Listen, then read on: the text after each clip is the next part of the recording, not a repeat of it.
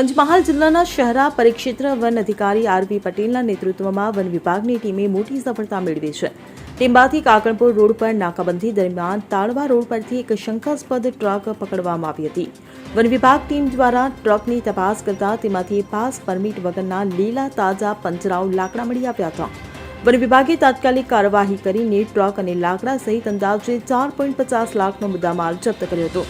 જપ્ત કરાયેલો મુદ્દામાલ વધુ તપાસ માટે શહેરા રેન્જ કચેરીના કમ્પાઉન્ડમાં રાખવામાં આવ્યો છે.